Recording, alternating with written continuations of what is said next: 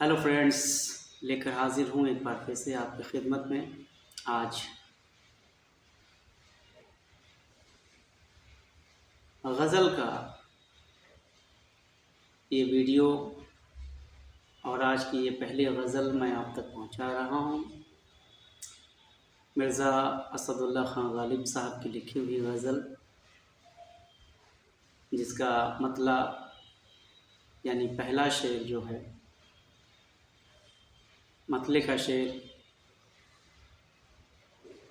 यूँ है कि ये न थी हमारी किस्मत के विसाल यार होता, अगर और जीते रहते यही इंतज़ार होता। तो आज से मैं कुछ गज़लें भी लेकर आ रहा हूँ आपकी खिदमत में। ये पहली गज़ल मैं आप तक पहुँचा रहा हूँ, सुनिएगा। गज़ल को हम अलग अलग धुनों पर भी गा सकते हैं। हो सकता है कि ये जो धुन मैं आप तक सुना रहा हूँ ये किसी गाने की धुन मैच करती हुई मिल जाए, लेकिन ये सारे अल्फाज जो मैं आप तक पहुँचा रहा हूँ जो अशार की शक्ल में, ये मिर्ज़ा असदुल्ला ख़ान ग़ालिब साहब के हैं और अपनी आवाज़ में मैं आप तक पहुँचा रहा हूँ, सुनिएगा। बहुत से लोगों ने गाया होगा, जिसमें जगजीत सिंह जी ने बहुत अच्छी तरह से उनकी गज़लों को गाया है। मैं भी आज आप तक पहुँचा रहा हूँ, सुनिएगा। ये न थी हमारी किस्मत के विसाल यार होता, ये न थी हमारी किस्मत के विसाल यार होता, अगर और जीते रहते यही इंतज़ार होता, ये न थी हमारी किस्मत। जो उर्दू अल्फाज से नावाकिफ़ हैं, अनभिज्ञ हैं, उनके लिए बता दूं, जैसे कि यहाँ पे एक लफ्ज़ आया है विसाल। अब विसाल के माने कई हैं। यहाँ पर विसाल के माने होता है दीदार, यानी देखना। ये न थी हमारी किस्मत के विसाल यार होता, यानी शायद हमारी किस्मत में था ही नहीं कि मेरी मुलाकात मेरे महबूब से हो जाती, या फिर अगर और जीता रहता मैं, अब मरने का टाइम आ गया, अगर और जीता रहता तो शायद यही इंतज़ार होता। तो यानी इस तरह से शेर बना के, ये न थी हमारी किस्मत के विसाल यार होता, अगर और जीते रहते यही इंतज़ार होता, ये न थी हमारी किस्मत। तेरे वादे पर जिए हम तो ये जान झूठ जाना, तेरे वादे पर जिए हम तो ये जान झूठ जाना, कि खुशी से मर न जाते अगर एतबार होता, ये न थी हमारी किस्मत। कोई मेरे दिल से पूछे तेरे तीर नम कश को, कोई मेरे दिल से पूछे तेरे तीर नेम कश को, ये खालिश कहाँ से होती जो जिगर के पार होता, अगर और जीते रहते। यहाँ पे खालिश, ये कोई मेरे दिल से पूछे, ये गज़ल की ये लाइन जो है इस शेर की, इस पर एक फिल्म भी बन चुकी है, कोई मेरे दिल से पूछे, शायद आफ्ताब शेदा शानी की, शायद माइंड में आने के बाद। तो यहाँ पे शायर क्या कह रहा है, कोई मेरे दिल से पूछे तेरे तीर नीम कश को, ये खलिश कहाँ से होती जो जिगर के पार होता, मतलब जो नज़रों का जो तीर है वो बिल्कुल आके धंस गया है दिल में, और न तो वो बाहर निकल रहा है न तो पार हो रहा है, बिल्कुल जहाँ पड़ा है वहीं पड़ा है। इसलिए जो है ये खलिश कहाँ से होती, मतलब ये जो दुख हो रहा है, ये जो जलन हो रही है, चुभन हो रही है, ये नहीं होती जो जिगर के पार होता। अगर ये पार चला जाता तो शायद कुछ दर्द कम होता, लेकिन पार नहीं गया है, पड़ा है जहाँ था दिल के अंदर वो तीर नज़रों का, निगाहों का। ये कहाँ की दोस्ती है कि बने हैं दोस्त ना से, के ये कहाँ की दोस्ती है कि बने हैं दोस्त ना से। कोई चारा साज होता, कोई गम गुसार होता, अगर और जीते रहते यही इंतज़ार होता। ये न थी हमारी किस्मत, कहूँ किससे मैं कि क्या है, शब गम बुरी बला है। कहूँ किससे मैं कि क्या है, शब गम बुरी बला है। मुझे क्या बुरा था मरना, अगर एक बार होता। मुझे क्या बुरा था मरना, अगर एक बार होता, अगर और जीते रहते। यहाँ शायर कह रहा है कि कहूँ किससे मैं कि क्या है, मैं किसी को बताऊँ, क्या बताऊँ कि क्या चीज़ है ये। शब गम बुरी बला है, यानी जो गम की रात होती है, शब मतलब रात और गम का मतलब गम।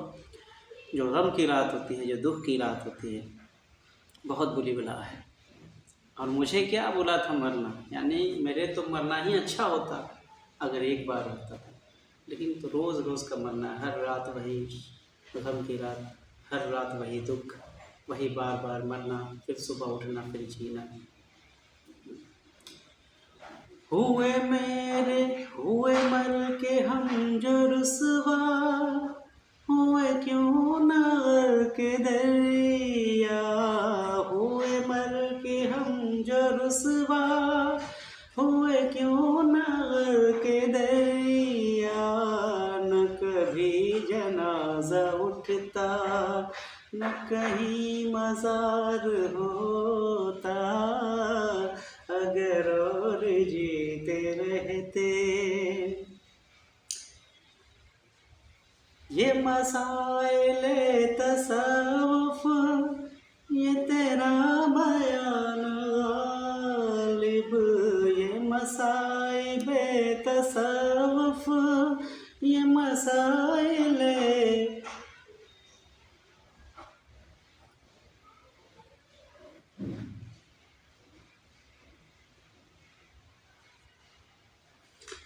ये मसाइले तसव्वुफ़, ये तेरा बयान गालिब।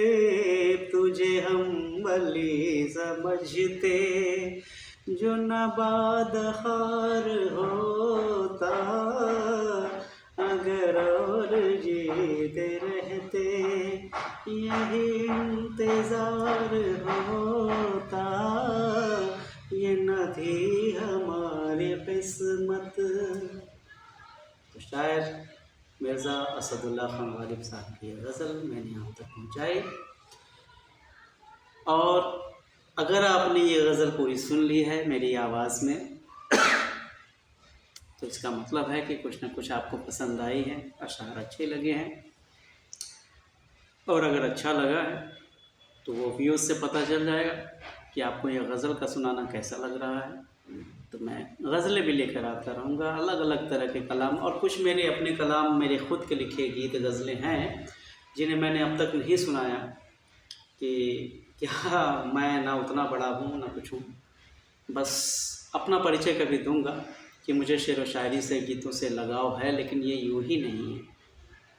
मेरे अपने रिश्तेदारों में दादाजी भी शायर थे, उनकी अपनी एक किताब है लिखी हुई, और दूसरी शायद पूरी होती, लेकिन तब तक उनकी डेथ हो चुकी थी 2015 में।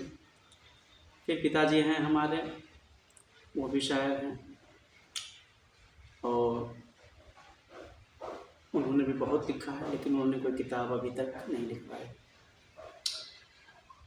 फिर तीसरी पीढ़ी में मैं आता हूँ, और मेरा लिखने का काम चालू हुआ था 5वीं क्लास से। अब ये हंसने वाली बात नहीं कि हर शायर के बारे में, हर राइटर के बारे में आप पढ़ते होंगे, या हर सफल कलाकार के बारे में, मैं तो सफल कलाकार अभी हूँ नहीं, यही पढ़ते होंगे कि वो बहुत गरीब थे तो ये हो गया उनके साथ, वो हो गया, उन्होंने नमक रोटी खा करके, ये सब इस तरह की कोई कहानी नहीं है मेरी बस सिर्फ इतनी सी कहानी, खाना पीना सब कुछ ठीक है, पैसे वैसे सब कुछ ठीक थे, लेकिन सिर्फ शायरी का शौक़ कक्षा 5 से लगा। पहली बार एक शेर मैंने लिखा था, जो अपना एक धार्मिक शेर था, अच्छा था, लेकिन उसके बाद से लिखना चालू हुआ, जहाँ कलम उठी तो फिर बहुत लिखता गया। शुरुआत में जब वो पढ़ा लिखा आदमी कम होता है, अब 6 का बच्चा कितना पढ़ा लिखा है, 5 और 6 का, तो कहते कि थोथा चना बाजे घना, मतलब empty drums make much noise. तो वैसे ही था कि खाली था मैं तो बोलता ज़्यादा था, यानी कि जानकारी कम थी तो लिखता ज़्यादा था। जानकारी जब ज़्यादा होती गई, पढ़ाई करते करते मैंने MA B.Ed सब कुछ कर लिया, और जैसे जैसे करता गया तो फिर लिखना कम होता गया, क्योंकि अब मुझे जो लिखना था, मुझे समझ में आने लगा कि हाँ, मुझे क्या लिखना है और क्या नहीं लिखना है, और कैसा लिखना है, तो लिखना कम होता गया। और फिर दादाजी से हमारे एक एडवाइस हमको मिली भी, ऐसे ही एक बार पैर दबाते हुए रात में छत पर, गर्मी के दिन थे तो पैर दबा रहा था, तो उन्होंने शेर व शायरी के बारे में मुझसे कुछ सवाल किए कि तुम ये जानते हो कि नहीं जानते हो, वो जानते हो। तो उसमें बहुत सी चीज़ें मैं नहीं जानता था। ये अलग बात है कि मैं लिखता सही था, मगर मैं जानता नहीं था कि इसको क्या कहते हैं। जैसे कि आप अच्छी इंग्लिश बोलते हैं, आपने पढ़ाई कर ली, लेकिन आपको ग्रामर के बारे में बहुत सारी चीज़ें ऐसी हैं जो आपको नहीं मालूम होंगी, लेकिन आप बोलते अच्छा है, तो इसका मतलब ये नहीं है कि आपको नहीं मालूम है वो चीज़ें, तो आप अच्छा बोल नहीं सकते, या फिर आपके बोले में कोई कमी है, बोलने में कमी है, कहने में कमी है। कहने में अगर कमी नहीं निकल रही है, और फिर कोई सवाल करेगी इस चीज़ के बारे में तुम नहीं जानते हो, तो अब तुम कैसे बोलते हो, कैसे लिखते हो। सवाल ही तो मैं लिख रहा हूँ, और देखें सही है कि गलत है, बस ये देखें। अब नहीं आता मुझे तो नहीं आता। तो खैर उस दौर तक बहुत सी बातें शेर व शायरी की मुझे मालूम नहीं होती थी, और तब मैं ज़्यादा लिखता था। फिर जब ज़्यादा मालूमात अच्छी होती गई, उर्दू से MA भी कर लिया, B.Ed भी हो गया, तो धीरे धीरे लिखना कम हो गया, मगर मेरी समझ जहाँ तक कहती कि अच्छा हो गया।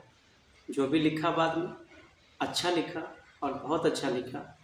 थोड़ा सा वक्त के हिसाब से जो हालात के देश दुनिया के, तो कुछ पॉलिटिकल टाइप भी कुछ लिख दिया, उसको पॉलिटिकल आप कह सकते हैं, लेकिन वो एक बागी टाइप की शायरी जिसको कहते हैं, कुछ उस टाइप की भी शायरी बाद में हुई, रोमांटिक से हट करके। तो इसलिए मुझे समझ में आया कि अपना मैं क्या सुनाऊँ आपको। अब मैं क्लास वाइज बताता चलूँगा कि मैं किस उम्र में मैं किस तरह की गज़लें लिखता था। कभी कभी उस तरह की गज़लें आपको सुनाऊँगा, तो उससे आपको अंदाज़ा हो जाएगा कितनी कम उम्र में मैं क्या लिखता था, और बड़ी उम्र में मैं क्या लिखने लगा। मैंने सोचा भी था कि मैं अपनी किताब का नाम दूंगा गम, आंसू और तन्हाई, और ये किताब का नाम बहुत ज़माने से सोचा था, लेकिन आज का दौर ऐसा दौर है कि न जाने कितने राइटर्स किताबें लिखते चले जा रहे हैं, पढ़ता कौन है। भाई गिने चुने लोग, वही जो बड़ी बड़ी बिल्डिंगों में रहने वाले, जिनके पास फुर्सत के वक्त हैं, जिनके घरों में लोग बड़े बड़े बिजनेसमैन हैं, वो काम में लगे रहते हैं दिन रात। उनके घर के पत्नियाँ, बच्चे जो फ्री होते हैं, बूढ़े बूढ़नियाँ लोग जो उनके घर के होते हैं, बड़े बड़े बिल्डिंगों वाले, तो वो लोग फ्री होते हैं, उनके पास कोई काम नहीं होता। उनके घर के लोग काम कर रहे होते हैं, बिजनेसमैन होते हैं, बड़े बड़े पैसे, उनके पास संपत्तियाँ हैं, तो उनके पास काम नहीं है, तो वो लोग बड़ी बड़ी किताबें खरीदते हैं, पढ़ते हैं। उनके पास टाइम है। जिनके पास काम, मतलब जो काम के लिए मारा मारी एकदम मची हुई ज़िंदगी में लोग, जिनके लोगों के आम आदमी, वो अब किताबें नहीं पढ़ पा रहे हैं। मतलब ऐसे कि कोई भी किताब छप के मार्केट में आ गई, इस राइटर ने इसकी किताब निकाली, ये वो ज़माना था जब किताबें ज़्यादा लोग शौक़ से पढ़ते थे। हमारे टाइम में जब हमारा बचपन था, यूँ कहिए कि जब तक मोबाइल नहीं आई थी, ये जब तक गूगल की एंट्री नहीं हुई थी लाइफ में, सीधे सीधे यही कहूँ, क्योंकि गूगल ही सबसे छोटी, मतलब है तो सबसे बड़ा, लेकिन सबसे पहले शुरुआत गूगल से ही होती है हमारी, गूगल और यूट्यूब से। यूट्यूब भी बाद में, हम तो तब जानते भी नहीं थे कि गूगल का है, कि यूट्यूब भी कोई चीज़ होती है। तो जब पहला मोबाइल मिला 2010 में, जिसे हम चला सकते थे, मतलब जिस पर इंटरनेट चला सकते थे, इस तरह का मोबाइल 2010 में, तो तब जाना कि ये गूगल है। तो गूगल चलाया, लिखा उस पर, जब टाइप करके कुछ देखते थे तो वो आ जाता था, उसकी डिटेल्स आ जाती थी। तब बड़ा शौक़ हुआ, लगभग मैंने 6 महीने खूब जमा करके गूगल पर पढ़ाई की। पढ़ाई क्या की, इंग्लिश पढ़ने का मतलब जो है, मुझे बॉलीवुड का शौक़ था, तो मैं बॉलीवुड की चीज़ें निकाल निकाल करके एक से एक हिस्ट्री पढ़ा करता था, इंटरव्यूज़ पढ़ा करता था, आने वाली upcoming movies, released movies, hit flop, फला ढिकाना, जो कुछ समझ में आता था पढ़ता था। मगर सारी चीज़ें इंग्लिश में, मैं हिंदी में नहीं पढ़ता था, क्योंकि इंग्लिश मेरे कोर्स में शामिल थी और इंग्लिश का मुझे बहुत शौक़ था, और कोचिंग भी मैंने इंग्लिश की ही बहुत ज़माने तक पढ़ाई है। तो इस तरह से जो है मैं यहाँ तक आया, तो मुझे वहाँ से मेरा किताबों के साथ थोड़ा छूटता चला गया। तो इससे मुझे अंदाज़ा, खैर मैं तब तक किताबें बहुत पढ़ भी चुका था, ये भी बात है, बहुत ज़्यादा किताबें पढ़ चुका था, आँखें ख़राब हो चुकी थी कक्षा 7 में, इतनी किताबें मेरे पास थी। मैं अपने घर में पूरा एक मेज़ पे सजा के किताबें रखता था, ऊँची ऊँची एकदम। अब कहानियों की किताबों का अंबार, नंदन, नन्हे सम्राट, बाल हंस, बाल भारती, राज कॉमिक्स, तुलसी कॉमिक्स, डायमंड कॉमिक्स, ये सब तो अलग ही। इसके अलावा फिल्मों में चले जाए तो मायापुरी, फिल्मी दुनिया, फिल्मी परियां, फिल्मी कलियां, स्टार डस्ट, फिल्म फेयर, सब जमी रहती थी मेरी। किस क्लास के लेवल तक, कक्षा 7 तक, 7वीं क्लास तक। और किताबों में नावल्स बहुत ज़्यादा रहते थे, जैसे ख़ासकर वेद प्रकाश शर्मा के नावल्स, जो कि थोड़ा एक्शन वाले होते थे, और रीमा भारती हैं, ये थोड़ा सा एडल्ट टाइप होता था। और वो दिनेश ठाकुर हैं, समीर भी थे उसमें, और एक नाम याद नहीं है, कहीं वो जो लव स्टोरी टाइप की लिखा करते थे, तो उसमें समीर और एक और कोई नाम याद नहीं आ रहा है, जेंट्स में ही थे। और गुलशन नंदा के भी नावल्स कभी कभार मिल जाते थे, जिनकी नावल्स पर फिल्में भी बन चुकी हैं, जैसे कि वो दाग, आप देखिए दाग, शायद राजेश खन्ना की। तो सोचिए, किताबें पढ़ने का बड़ा शौक़ था। पालहंस है, चंपक है, ये भी किताब थी। चंपक जो है जानवरों की किताबें, जानवर की कहानियाँ रहती थी इसमें। बालहंस जो थी वो वहाँ से राजस्थान से छपती थी, और बाल भारती शायद पता नहीं कहाँ से छपती थी, नहीं अंदाज़ा, वो बहुत थोड़ा कम पढ़ा मैंने उसको। बाल भारती भी, वो भी आती थी, शुरुआत में 5 रुपये की आती थी। नंदन भी, नन्हे सम्राट और नंदन जो है सबसे ज़्यादा, नंदन पढ़ी शुरुआत में, फिर उसके बाद नन्हे सम्राट तो बहुत दिन तक पढ़ी, लगभग 2021 तक पढ़ी मैंने, मतलब छोड़ पकड़ करके। वैसे कंटिन्यू तो हमेशा नन्हे सम्राट लेके आता रहा, और जब भी जहाँ भी पढ़ाता रहा, मतलब कहीं बच्चे भी पढ़ते थे मेरे पास कोचिंग में, तो पढ़ने के बाद उनको भी दे देता था, और उनको भी मैं कोशिश करता था कि किताबों की उनको आदत लगे पढ़ने की। तो ये सब चलता था, किताबों का शौक़ बहुत ज़्यादा था, बहुत पढ़ी किताबें, और हर तरह की किताबें पढ़ी, मतलब अच्छी किताबों की मैं बात कर रहा हूँ। हर तरह की, मतलब जॉनर उसका, मतलब जो कैटेगरी थी वो अलग अलग, जैसे कि बाल पत्रिकाएँ, जेंट्स पत्रिकाएँ, फिल्मी किताबें, कॉमिक्स है, एनिमल्स की किताबें, मतलब जैसे चंपक उसी श्रेणी में आती है, एनिमल्स स्टोरीज़ में, एनिमेशन कह लो उसको।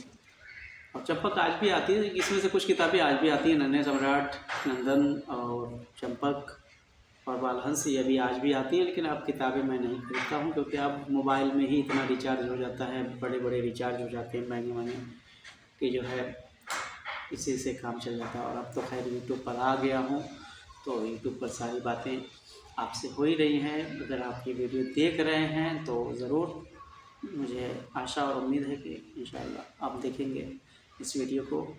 और मेरे टाइम के लोग जो होंगे और मेरे टाइप के जो लोग होंगे, जिन्होंने किताबें भी बहुत पढ़ी होंगी, फ़िल्में भी बहुत देखी होंगी, फ़िल्में भी मैंने बहुत देखी, फ़िल्मों का बड़ा शौक़ था मुझे। आज फ़िल्में थोड़ा कम हो गई हैं देखना, वो टाइम की बात हो गई है। फिर भी कभी न कभी हफ्ते में 1-2 फ़िल्में, एक या एक आध फ़िल्म तो ज़रूर ही देख लेते हैं। जैसे इस हफ्ते में कौन सी फ़िल्म देखी है हमने, इस हफ्ते में एक फ़िल्म देखी है, हाँ, मर्दानी 3 देखी है। अच्छी फ़िल्म है, बहुत शानदार। देखिए, लेकिन यही बात है, अच्छी फ़िल्में रिकॉर्ड बहुत कम बनाती हैं। आज की डेट की मैं बात करूँ, पिछले 2-3 सालों से जो फ़िल्में देखने का पैटर्न चला है, इसमें लोग अच्छी फ़िल्में बहुत कम देखते हैं, मेरी ऐसी समझ है। मतलब जो किसी अच्छे सब्जेक्ट पर बनी हो, जैसे ह्यूमन ट्रैफिकिंग पर ये फ़िल्म बनी है, कैसे जो है 15-16 साल के बच्चों को जो है किडनैपिंग करके, मतलब उनके साथ क्या क्या किया जाता है, इस विषय पर ये फ़िल्म बनी रानी मुखर्जी की। बहुत अच्छी फ़िल्म थी, हमने देखा। बहुत लंबा नहीं खींचा गया इस फ़िल्म को, फ़िल्म की स्टोरी भी ठीक है, 2 घंटे 10-15 मिनट के आसपास की शायद होगी, या 6 मिनट के आसपास की, लेकिन फ़िल्म बहुत अच्छी थी, बहुत अच्छी लगी। तो खैर हम यहाँ फ़िल्म की बात नहीं कर रहे, हम तो यहाँ गज़ल सुनाने आए थे, ये जो है मिर्ज़ा गालिब साहब की। और वीडियो बढ़ती गई, बातचीत होने लगी तो बहुत सारी बातें होने लगी। और आज संडे भी है, थोड़ा फ्री टाइम है, तो मैंने सोचा कि चलो कुछ हो ही जाए। अभी 12 बज गया है, तो अब 12 बजने के बाद अब थोड़ा खाने पीने का काम, फिर और भी बहुत सारे काम चालू हो जाते हैं। यहाँ तक मेरे हिसाब से ठीक है। अगली गज़ल कोई और एक आध आप तक पहुँचा दे रहा हूँ कुछ देर के बाद, आप उसको भी देखेंगे। अगर वीडियो आप पूरा देख रहे हैं तो आपका बहुत बहुत शुक्रिया, थैंक यू वेरी मच।